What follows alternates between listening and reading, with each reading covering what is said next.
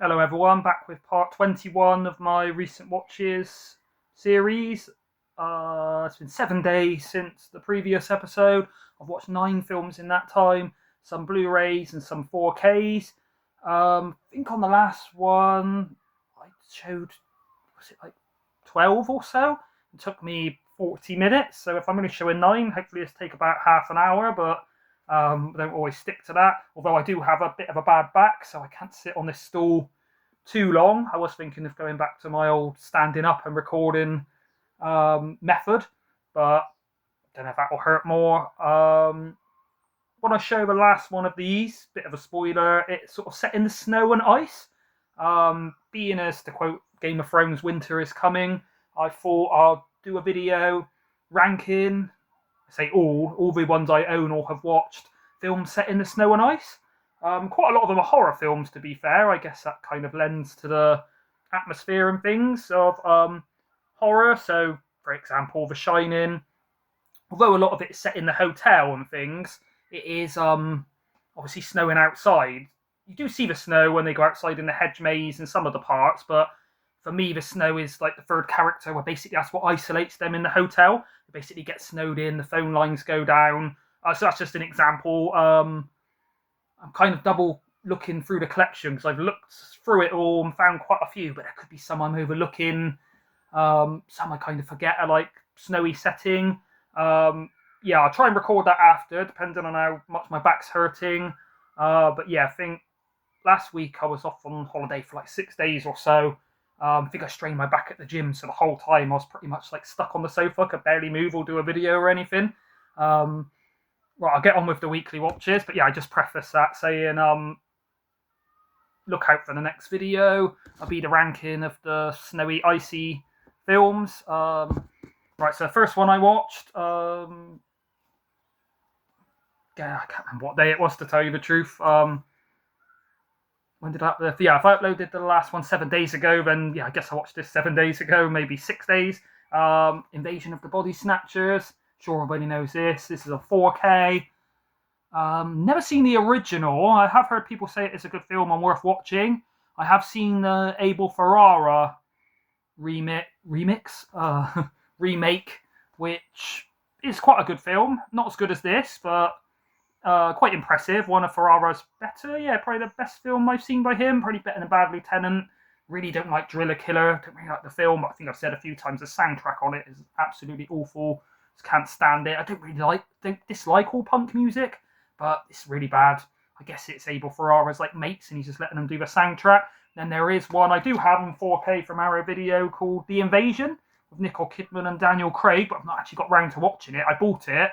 Sounds stupid, even though the title was The Invasion, and I think Stuart George from Stuart George's Home Movies, maybe Roy Barrett from Blue Roy Movies, have both said it was a part of the Invasion of the Body Snatchers films, but I just sort of hadn't clocked it, bought it, and not heard great things, so I haven't got round to watching it. But yeah, this is the best one to my knowledge. Classic sci-fi horror, directed by Philip Kaufman, 115 minutes from the year 1978. It still stands up really well. Starring Brooke Adams, really nice to look at in this. Obviously Donald Sutherland. You've also got, does it tell me his name? Leonard Nimoy, who I think was from, what's it called? Star Trek. Never really been a fan of Star Trek, but I'm pretty sure he played Spock. Correct me if I'm wrong. I'm sure Sam or Stuart or someone will know. They're Star Trek fans, I think. I know Stuart is. I think Sam is. Jeff Goldblum. Must be quite an early role for him. I think the first role I ever seen him in was he plays one of the horrible villains in Death Wish, the Charles Bronson, Michael Winner directed Death Wish. Not sure if that was before or after this. He looks a bit younger, but yeah, he's good in this. He don't have too much screen time. And then Veronica Cartwright at Alien, she's good in this. I mean, the main characters really, yeah, Brooke Adams and Donald Sutherland. Although, yeah, there is a good supporting cast. 15, not to be supplied to anyone. Usually I read out if it says like graphic violence, sex, bad language, but it just says 15, don't really say why. Yeah, it still stands up, actually, still creepy, still works. Without spoiling it, I'm sure everybody's seen it. If they haven't, it's not really spoiling it, but the ending scene, when Donald Sutherland just points and his mouth drops open, one of the creepiest, most haunting endings I've seen in any film. Yeah, I do have to really go back and watch the original. Most people are saying this is better than the original, but I'd like to see the original myself to see how this is improved on it.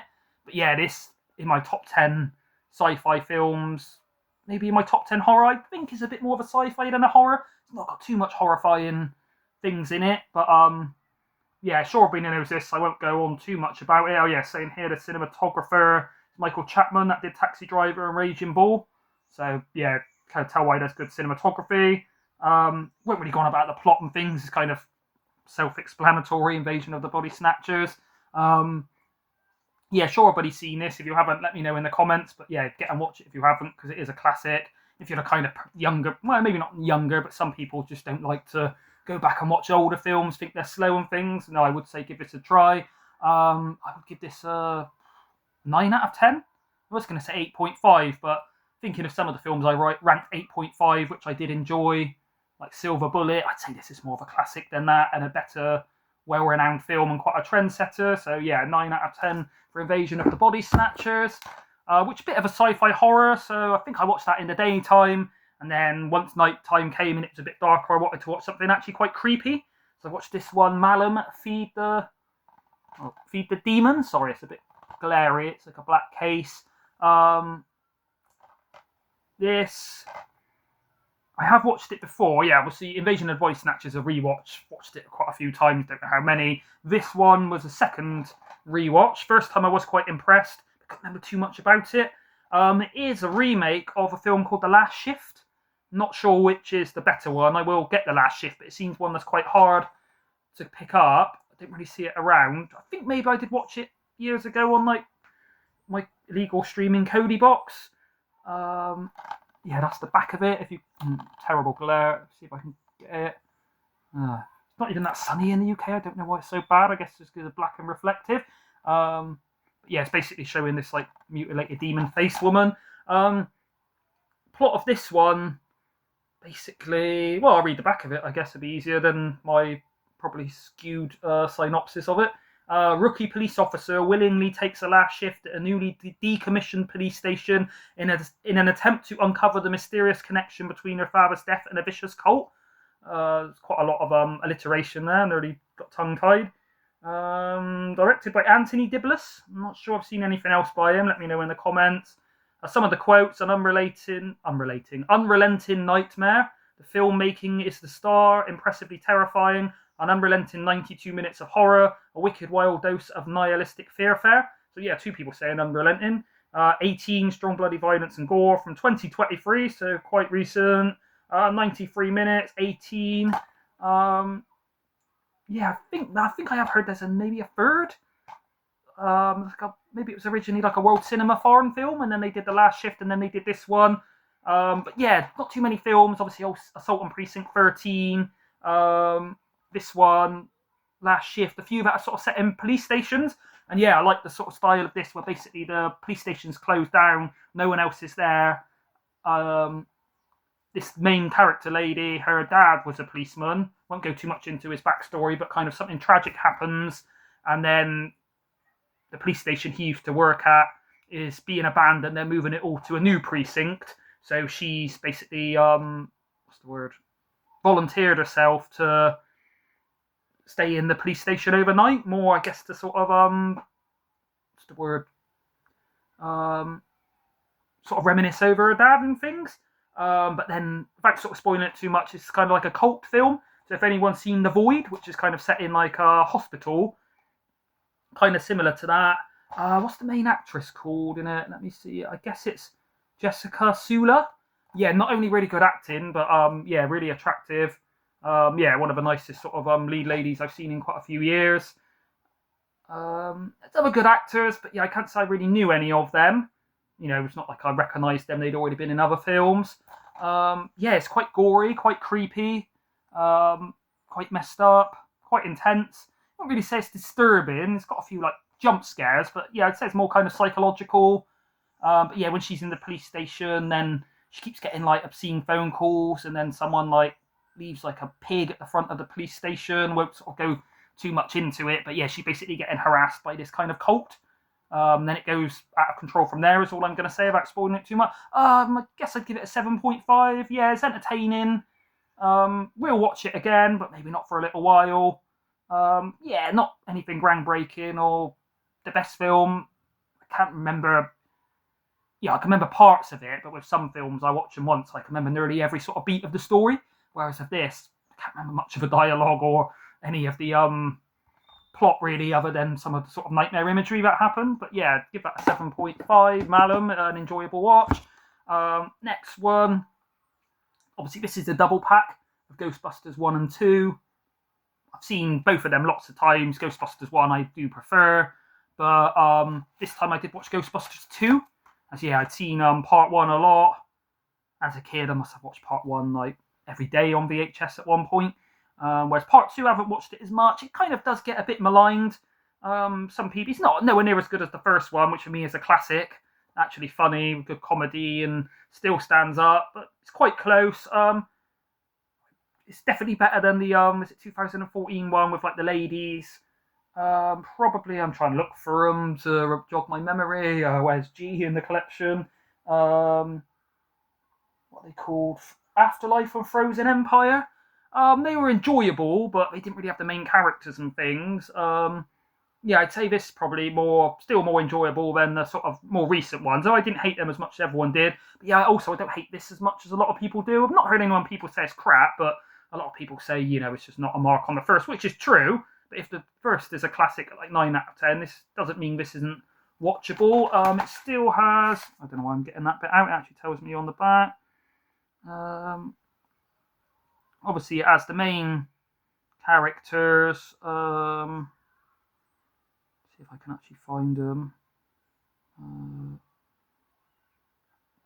So it don't actually. Oh yeah, it tells me here. Bill Murray, Dan Aykroyd, Sigourney Weaver, Harold Ramis, Rick Moranis are all still in it. And then I don't know if it tells me his name, but if anybody knows, he's Vigo the Carpathian. So it's basically like a evil Carpathian warlord from like hundreds of years ago in a painting. And it's not really a spoiler to say. The painting sort of comes alive. I think his what do you call him? His helper. I'll try and think of the correct word in a minute. Is I think he was the guy out of Ally McBeal. If anybody remembers that, it was like a TV show about this like lawyer woman. I think I didn't really used to watch it, but one of my ex-girlfriends used to watch it, so I remember sometimes seeing bits of it.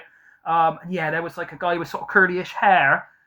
He plays like he's like the nanny to Sigourney Weaver's kid, but he's basically trying to bring back like the apprentice, I guess you call him, trying to bring back Vigo Carpathian. I will say, if anybody hasn't seen this in a while and you watch football, of Erling Haaland from Man City, he looks just like Vigo Carpathian, the painting that comes alive. Yeah, I enjoy this one. I kind of like how they go down in the subway, and there's all the like pink slime in the rivers. Kind of goes a bit more intense with the ghosts than the first one. But the first one, just has ghosts in the story. This has a bit where they're all getting loose in New York and a woman's fur coat comes alive, and yeah, it just shows like pandemonium in the streets. I think this is the one, yeah, where the Statue of Liberty comes alive. Well, alive. They kind of get all this pink ectoplasm that makes the ghosts come alive, and they spray it all inside the Statue of Liberty, and then make her walk and basically use it as like a vehicle to attack ghosts and stuff. Yeah, it's not as good as the first. Yeah, I still give it like 7.5, I guess, maybe 7. Yeah, it's probably more enjoyable than Malum, and that got a 7.5. So yeah, I'll give it a 7.5. Still directed by Ivan Reitman. Yeah, I was trying to remember films by him the other day on the last one, so I think all I really own of him is Ghostbusters 1 and 2 and Evolution. Let me know some more. Ivan? I always call him Ivan Reitman, R.I.P. films by him that I haven't watched. I'll check them out because I do like his stuff. Yeah, still can't think of the name of the Herald. That's it. Yeah, so he's like the Herald to Vigo the Carpathian. Let me know if you know for a fact. Yeah, sort of small guy with like curlyish hair. Pretty sure he was in Ally McBeal. It's this weird kind of lawyer guy. Not ever seen him in anything else other than Ghostbusters 2.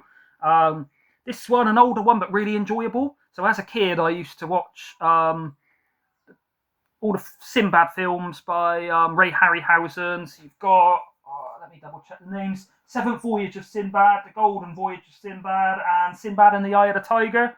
All Ray Harryhausen. Then obviously you've got Clash of the Titans and Jason and the Argonauts. I've watched a few more since that I spoke about recently, like, let's see if I can find it, 20 Million Miles to Earth. I think I've seen another one on 101. Was it The Lost World or Jack the Giant Killer? Something like that. They're all good. But yeah, I've never seen this one as a kid, Mysterious Island. After watching this the other day, I think maybe this is actually my favourite out of those, even over the Sinbad films. I loved the Sinbad films as a kid. Watched them all again about a year ago. Still really enjoyed them. Eye of the Tiger, probably my favourite. So yeah, kind of maybe ignorantly just thought that's probably the pinnacle. Not just Ray Harryhausen. Obviously, he does the special effects, whereas even if he's on point at his peak doing special effects, it doesn't mean to say the director and the actors are going to make the best film just because his special effects are good in it. But who directs this? C.Y. Enfield? Cy Enfield? No dot or anything between the C and the Y, so yeah, I'm guessing Cy Enfield. But yeah, I think now, after watching this, probably my favourite out of all the ones that Harryhausen does the special effects in. Just checking. Yeah, I was saying Jules Verne's Mysterious Island, but I guess he just presents it. Because, yeah, saying directed by C.Y. Unless he writes a book of it or something. Starring Michael Craig, Joan Greenwood, Michael Callan, Gary Merrill, Beth Rogan, and Herbert Lom as Captain Nemo. Oh, yeah, the other day, I think yesterday in the WhatsApp group, Roy was talking about a film, I think it was a Western, with Herbert Lom in. And I said I thought I'd heard of him or seen something in with him recently, but I wasn't sure. So, yeah, coincidentally, it was in this. He plays Captain Nemo, who uses a Nautilus ship, which I think is out of 20,000 Leagues Under the Sea. Yeah, Captain Nemo's in that. Used to love that one as a kid. Need to get that on like 4K or something. I don't know if it's really available, but yeah, basically they up in a hot air balloon in the sky, and then they go all the way down to the Earth. As everybody knows, Indicator does not give you much indication, ironically, of what the film's about, but it just says from the top of the sky to the bottom of the sea in Dynamation. 1961, 101 minutes, colour, Universal use. So yeah, it's not really any violence. But yeah, really enjoyed this. Really surprised how good it is. Adventure. Whereas a lot of them have got like mythical beasts and cyclops and monsters with the Ray Harryhausen creatures. This has just got like a giant crab. Just giant versions of it's like a big bird creature. Yeah, just giant versions of normal creatures really on this kind of island they go to. But yeah, really good adventure film. Kind of a bit like not like Indiana Jones, you know, and like looking for treasure, but there is one I think called something to do with Gulliver. Not Gulliver, it might be Gulliver's Travels, Gulliver's Journey, which I think is on Indicator and also has Ray Harryhausen. So I think that's the next one I'll be getting, so let me know if that's worth it. But yeah, really enjoyed this one, and I have to give it another watch. Sometimes when, you know, you haven't seen it and you're kind of expecting it not to be as good as, say, the Sinbad films, then you might be more sort of pleasantly surprised. Whereas when you go back to rewatch it again, maybe you watch the film on its own merit rather than, you know, going in with certain expectations. So maybe I'll watch it again and won't enjoy it as much, or think actually on a rewatch, I do think the Sinbads or Clash of the Titans or I just said the name and I've already forgot it. Whatever the other one is, better than this, but no, I'd give that an 8 out of 10, maybe 8.5. I can't remember what. I think I watched the Sinbad films and that before I was doing these recent watches, so I've probably never ranked them.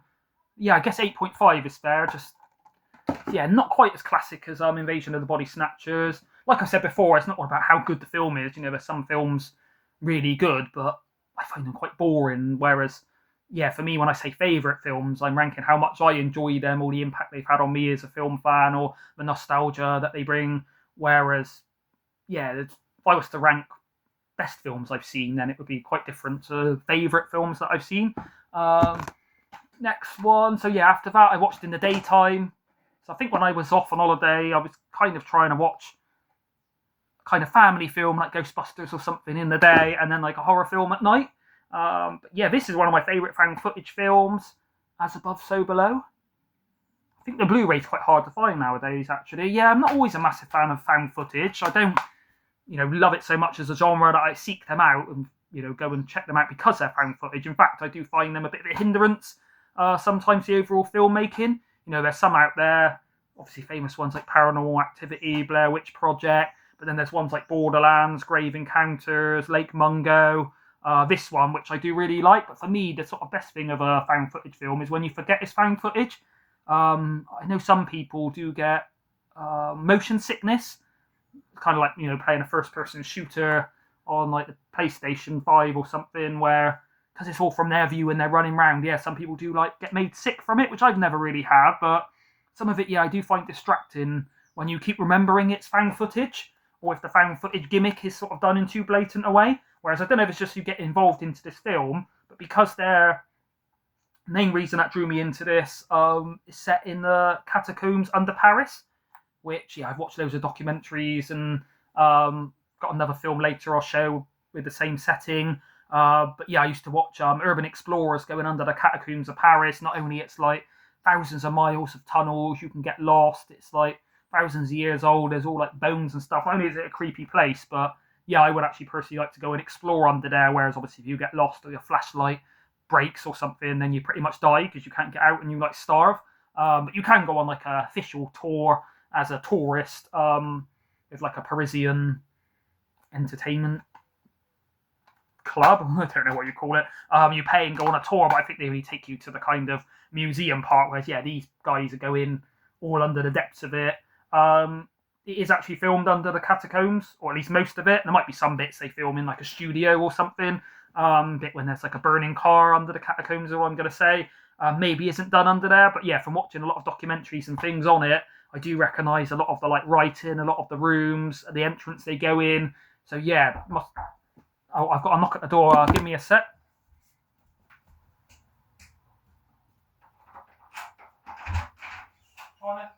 Thank you.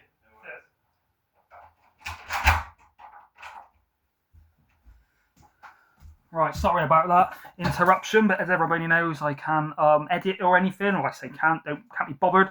So I can't click this now, go back 20 seconds, and you don't hear a knock at the door. So hopefully that wasn't too distracting. I will open this. Probably not quite now because it's going to take me a while to cut it all open and not show the address. But yeah, I've just received a parcel, and I'm 99% sure. Yep, this is from Josh Fulci Fan 1014. So I'll open this in a bit and give you a message, Joshua, if you're watching this, saying thanks once I've opened it, and I will show it. Probably, I might do it on like a short video. People probably laughing me doing a short video, but either do it then or I'll show it on the ranking of all the icy cold films. Put that to one side, and yeah, I have messaged you, Joshua, but I have sent off your parcel, so I've sent you the tracking number. So yeah, hopefully it'll be with you soon. Right, I kind of lost my train of thought. What was I saying? So yeah, this is all set under the catacombs. So yeah, it must have been hard to film it under there, not just lighting wise, but probably quite dangerous for a crew. I guess it's quite a small crew. They probably had like someone with a boom, someone with a camera, someone with a light, and the director, and then obviously the actors under there. Cause it looks like quite a tight claustrophobic space. But yeah, fair play to them actually filming under there. I don't think I really know any of the actors in it. 15, strong horror, threat, strong language, 1 hour 32. What year is it? It must be about 10 years old. 2014, so yeah, 11 years old. It is sort of under the catacombs, but the threat is there. Looking things, there's other people under there, and I'm not going to sort of say too much to spoil it, but unlike the other one we got coming up later, or a lot of the documentaries and things I've watched about the catacombs, this has a bit of a... All I'll say is they've heard Nicholas Flamel, who was meant to be like a famous, what do you call him, alchemist, could turn like metal into gold from hundreds of years ago. I think they also say about his name in the Harry Potter films, but I'm not too up on those. I haven't really seen those since 20 years ago or something. They're looking for his like, what's it called? The Philosopher's Stone. he's created, so that's part of the plot. But yeah, so basically people that go under there urban exploring are known as cataphiles. I don't think they do anything creepy to cats, but yeah, do we really enjoy this? As far as found footages go, it'd probably be in my top 5, definitely in top 10.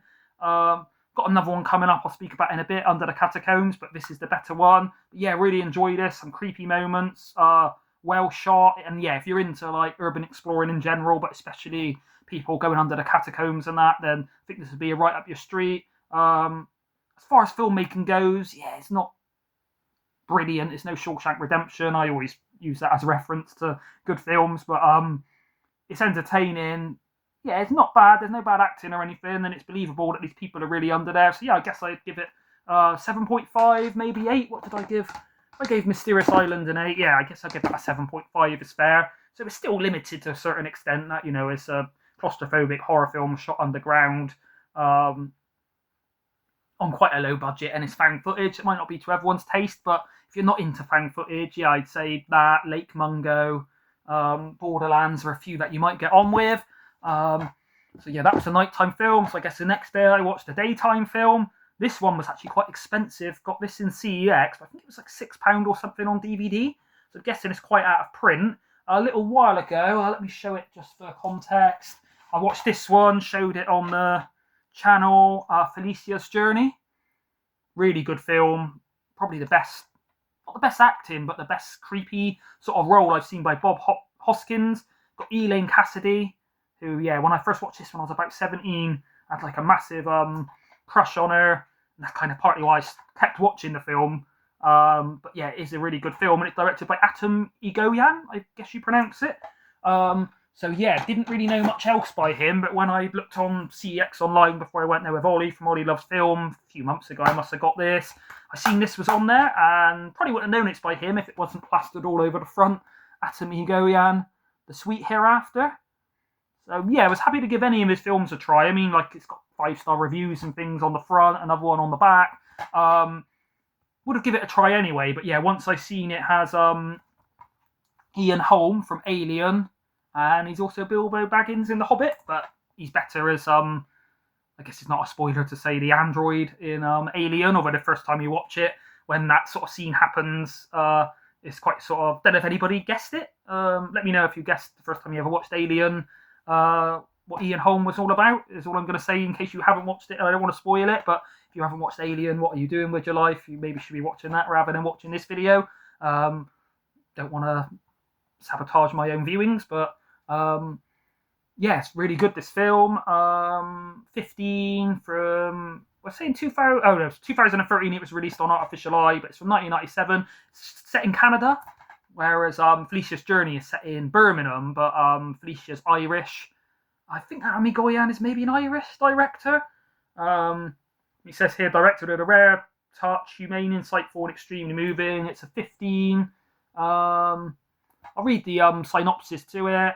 Atom Egoyan's most critically acclaimed film, graced by a pair of Academy Award nominations and over 40 international festival prizes, The Sweet Hereafter is an emotionally gripping, powerfully affecting portrait of grief, loss, and human interconnectivity. Arriving in a small town after a tragic accident, a lawyer visits each member of the community to offer hope and promise financial compensation. But as he delves deeper into their grief, he discovers layer upon layer of mystery and tragedy, and soon finds himself face to face with his own inner demons.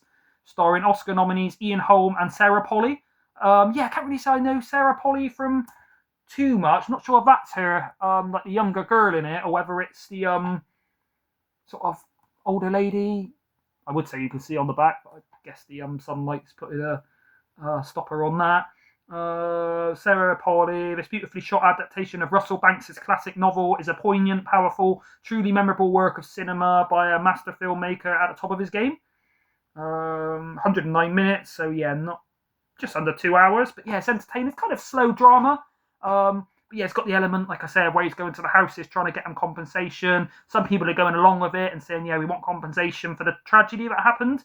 Won't say too much, but then other people want him out of town. They're being hostile, and then you think, what secret are they trying to bury, is all I'm going to say. So you'll have to watch it to find out. I won't really tell you any much more about the plot than that, because it will sort of spoil it a bit. But yeah, really impressed by this. Don't know if I prefer it to Felicia's Journey. Probably on the same. I think I gave Felicia's Journey an 8. when I watched that. So yeah, I'll give this an 8 as well. Really well made film, entertaining, brilliant acting, good soundtrack. Yeah, pretty flawless all round.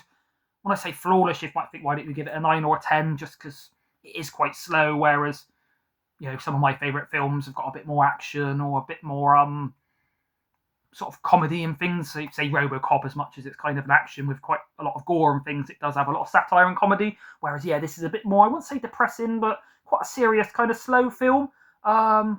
When I was watching it, I did think it felt like sort of half a Coen Brothers film, like half Fargo and half sort of David Lynch. Really, it's a bit more surreal and weird, some parts of it. Not the story, but just the way it's shot and like the music plays as like the style of the shot is happening. But yeah, kind of a setting. Yeah, it's quite sort of a bit of snow in that. It's in Canada, so I guess I could put it in the icy films, but it's not really, the plot doesn't drive it by how, they're stuck in the snow or anything. But yeah, 8 out of 10, really enjoy this. If you haven't heard of this, give it a chance. The Sweet Hereafter. I think I watched, must have been, 3 that day, so I watched that one in the daytime. Then on the evening, I wanted a horror film, but like a fun kind of schlocky comedy kind of one. So I went for Wes Craven's The People Under the Stairs, The People Under the Glares. See if I can get it, so you can actually see it. This has always been one of my favourite Wes Craven films after the original Nightmare on Elm Street and Scream. Yeah, say probably Nightmare on Elm Street, then Scream, then this. Then there's a few others by him I do enjoy. Deadly Blessing, is it called? Some I've seen recently, which are good, but not as good as this. Although I must say, well, it was always one of my favourites. On this more recent viewing, still enjoyed it, but maybe it went down a little bit in my ranking. Yeah, it'd been, say, like 10 years. I'll show you the reversible artwork. That's the original one I used to have on DVD when I got this, like, 25 years ago before I upgraded it to this Arrow Video Blu-ray edition. It's quite not schlocky, not even hokey. It's just a bit silly and over the top. What's the guy's name? I think Brandon Adams plays like the main kid in it, who I'm pretty sure was the main dancer in the video for Michael Jackson's Bad. If anybody remembers that, it had this small kid in like a leather jacket doing all the moves. Pretty sure that was him. Trying to see what the guy. You've also got Everett McGill, Wendy Roby, and AJ Langer. Music by Don Peake. The music is good in it.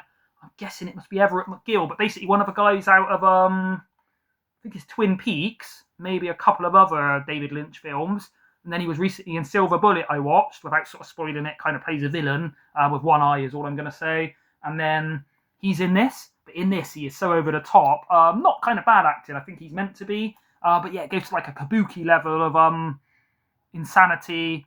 Yeah, his acting's not over the top where they're trying to tell him to play like a drama role and he's going wild. It does fit the film, but without spoiling it too much, he's running around the house in a gimp suit with a shotgun, blasting holes in his own house. The mum is really evil in this. There's a guy called Roach. Yeah, I can't really say too much about Roach and what goes on. Otherwise, it's a bit of a plot spoiler because it's like a surprise later. I will read the synopsis quickly. Fool, that's what they call Brandon Adams' character in it. Maybe a streetwise kid, but he makes a decidedly bad decision when he agrees to assist a family friend in the robbery of their landlord's imposing homestead. What begins as a routine break-in soon takes a sinister turn as the would-be robbers find themselves trapped inside and face-to-face with the terrible secrets which lurk within the building's walls and under the stairs. So yeah, maybe it'd still be my third favourite, but where before I really sort of loved this and thought it was like a really enjoyable, I knew it was a bit silly and things, but yeah, this time I kind of found it a bit more over the top than I remembered. A bit more sort of comedy. Yeah, I wouldn't ever say I found it creepy, but I kind of thought it was a comedy horror, whereas now I'm saying it's not really too much horror to it. It's not really a spoiler to say the family are insane. They basically like trying to find like a son or a daughter, and if it doesn't work out, then they basically keep them like under the stairs in the basement. And there's like loads of them and they're feeding them human flesh and things. And then obviously when these characters break in to burgle their house, the landlords are going to gentrify their neighbourhood and kick them out of their own building if they don't have the money. So they go to like rob the money off the landlords. And to be fair, although I don't really agree with burglaring people, is that the word, burglarizing? Burglaries of people. these landlords really deserve it. It's like a black neighborhood, and they're just treating them all bad, trying to make them homeless, putting up the prices so that they can't afford it. So they go to rob them. Once they're in the house, they have to battle to get out. It's like a thing, quest for survival. There's a big Rottweiler after them. Yeah, some good practical effects in that. But yeah, this is probably the first time I viewed it in over 10 years, where I would have previously probably put it in my like top 25 most enjoyable or fun, not best made horrors, but most fun. Yeah, on the rewatch, it's a bit more silly than I remember. Not really too many horror elements. Kind of a bit more of a horror comedy. That's got a bit of gore and stuff, but yeah, it says maybe a bit better for like an entry level one for like, if your kids are first getting into horror, then you probably show them like what was that one called? Scary Stories to Tell in the Dark, and then maybe you'll show them The Burbs with Tom Hanks, and then maybe on to this one, and then Addams Family. Certain ones that are kind of entry level horror. Still enjoy it. I still give it a 7, but yeah, kind of rewatched it. Maybe it's just the mood I was in, but yeah, I was like, I could always remember it being more fun and sort of better made than that. Whereas, yeah, I wouldn't say hokey, yeah, a bit cheesy and over the top and silly in places. Some bits where it started building up a bit of tension. He's like hiding in the crawl space, and the dogs come in. Then the dad will run out in a gimp mask, and the mum will shout something crazy, and it does break the tension a little bit.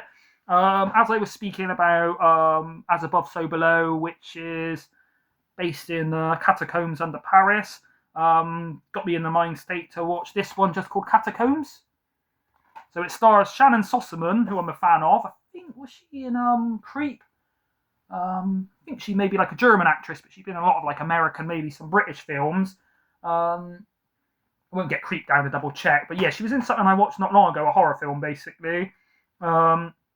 She's good in this, and then you've got Alicia Moore, who you might not know by her human name. I'm not saying she's not a human when she's the pop singer, but she's also Pink.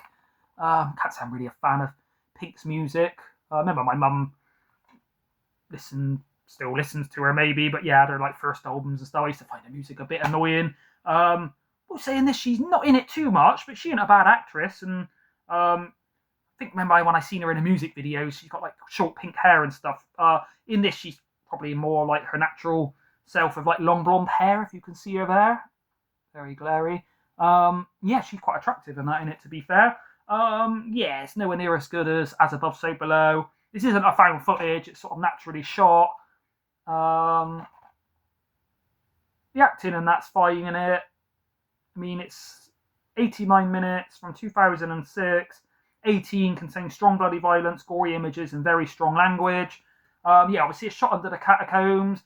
I think I did recognise a few of the locations in the catacombs, but unlike As Above, So Below, where it looks like real, guerrilla style recording in the catacombs, and like 90% of it, maybe they did a few stunts outside of there for safety reasons. I think most of this isn't shot. They probably just get some kind of dungeon or like a sound stage maybe to shoot some of it in. Yeah, it's not a brilliant film. It was never boring and never bad as such, but yeah, I think when I first watched this years ago, it's the only sort of catacombs film I'd seen, and I'd always been interested in the subject. I think second Indiana Jones film, they maybe go under the catacombs. Temple of Doom, is it? Kind of first got me into it, but yeah, seeing this, and because it was the only sort of catacombs film, I thought it was the best one. It wasn't until I watched As Above, So Below that this kind of went down a little bit in my ranking. Yeah, it's not as claustrophobic considering they're under the catacombs. Apart from the main two ladies, the other actors and that ain't great. Directed by David Elliott. Not sure if I've seen anything else by him. Yeah, I can't remember too much about it, and I didn't watch it. Let's say 3 days ago. I didn't watch it too long ago, so it's probably not a great indictment. Says sit tight and try not to scream. Definitely didn't scream. Below the City of Lights exists a world of darkness. So unlike As Above, So Below, where they go in there exploring, looking for the Philosopher's Stone, which is like a legend's meant to be hidden under there by Nicholas Flamel, this they basically go to a party, and it's a bit contrived how they get separated and lost in the tunnels. There's kind of some mythic urban legend of like a minotaur kind of thing, that minotaur that lives under there. I don't know if you can see the horns of him there. Don't explore that too much, but that's kind of the sort of main threat. yeah, I can't really say it was that scary or tense. I mean, you're saying very strong gore and things. Can't remember it. Yeah, I've seen it about 3 times now and can just never remember anything about it. So I did watch it quite late at night when I was a bit sleepy, to be fair. But when I watched it time before, I think it was in the daytime, so it wasn't like I've never sort of concentrated on it. But yeah, I'd give that a 6. Not a great film, but if you've watched As Above, So Below and you've not had your fulfillment of dank underground catacomb spaces, then that's probably the next best one you can get to my knowledge. Let me know if you know any other films set under catacombs.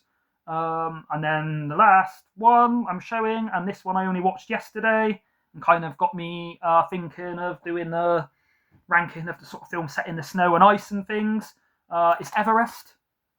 So yeah, spoke about it on the channel, but I first got this on DVD in the charity store. Again, when I was charity shop hunting with Ollie from Ollie Loves Film. I think it was like 10p or free for £1. Then I got it on Blu-ray, I think in another charity shop or CEX for like £1. And then I eventually got this for £4. So yeah, one of the only films I've really upgraded through all media. I've never had it on VHS or Betamax or Laserdisc, but it probably doesn't exist. Disc, the 4K is still in the player. The Blu-ray, unfortunately, it's one of these cases with a snapped spindle, do you call it? That bit in the middle, so it just keeps on bloody banging around and annoys me. But yeah, like I said at the start of the video, I was going to show one which was sort of set in the snow, which spurred me on to do the ranking video, which I probably will record after this. In fact, my back is hurting a bit, so I don't know if I'll be able to. Showed this a few times, like I say, when I picked it up on the various media versions, but it's got Jason Clarke, Josh Brolin, John Hawkes, Robin Wright, Sam Worthington, Keira Knightley, Emily Watson, and Jake Gyllenhaal. Jake Gyllenhaal's not got as big a part in it as I was hoping. Everest, directed by Baltasar Kormaker. It's a 12, moderate threat, injury detail, upsetting scenes. Can I find a year? Running time 2 hours 1 minute. 2017. Oh right, I thought it was a bit older than that. Unless it's just this version. Yeah, I think Ollie said, and a few other people like Ellery from Ellery's Film Discussion, Ellery Fiddler, did all agree that this is reference quality, sort of 4K. So yeah, you kind of think of it's all set in the snow. How good is white terrain of the Himalayas and a load of snow in the sky and that going to look? But no, there is some scenes where it does show sort of colours. It's not always a white out when they first get there. There's a lot of nice colours and things. Keira Knightley again, not basically. Some people stay at the base camp as like communications, and other people go up to the summit. And yeah, kind of a bit disappointingly, Keira Knightley and some of those characters don't really go up doing the trekking. They're not in it too much. Yes, entertaining, brilliant, looks brilliant in 4K. Haven't really seen the DVD or the Blu-ray before to measure it up against, but out of all these sort of snowy mountain films, obviously I'm going to do the ranking. You've got ones like Alive, where the people crash on an aeroplane and, without spoiling it, have to maybe resort to cannibalism. But with no pun intended, I would say this is the peak of sort of Everest snowy-based films. I'm not going to lie, I've seen some documentaries about Everest with people climbing it and things that were a bit more satisfying, maybe, in terms of the actual, like, not so much the hardship. You know, they've got frostbitten hands, their noses are falling off, they're like struggling. Nearly the whole film, they're just struggling to breathe, being sick and things, where they're getting altitude sickness. But yeah, in terms of the actual seeing the terrain a bit more, seeing them like, so I think some of Everest you can go up it like on foot, and then some is literally sheer rock faces. So you need to like pickaxe and climb up it and things. You don't really see too much of the climbing. Obviously, there's a bit more of the human element and the drama, but satisfying enough. But yeah, probably other films out there where if you really want to see like an hour and a half out of the 2 hours of mountaineering and climbing, setting up camps and things, it's not the most fulfilling in that. It does have a lot of story and characters. I'd say Josh Brolin probably the best in this. Won't say what happens to him, but it gets quite sort of messed up by the end. And yeah, there are some scenes which are quite dramatic, but it didn't. I enjoyed it and entertained me, but it didn't have me fully gripped or sort of completely absorbed into it like I thought it would. I would still give it an 8, mostly for filmmaking more than enjoyment. But yeah, that sort of segued me into doing the next video of the ranking, the sort of film set in snow. Let me know any you can think of. Obviously, no point saying The Thing, Day After Tomorrow, Cliffhanger, just spoil a few that's going to be in there because you could say them, but I'm probably going to know them. But yeah, if there's any you can sort of think of that are a bit more unknown, that I might have overlooked, or a few I might be able to check out before then, let me know. I will show this unboxing. I'm probably going to have to cut it open a little bit before I do the video, just so I don't accidentally show Joshua's address and things on there. But yeah, thank you for that, Joshua. Thank you everybody for watching. Yes, everything I've watched in the last week. Usually it's recent watches rather than weekly watches. Gonna go and watch a film in a bit, so yeah, I guess I'll be back in another week or two, 10 days probably on average, to do my next recent watches. It'll be part 22. Thank you everybody for watching. I always forget to say, but like, comment, subscribe if you want to. Thank you, bye.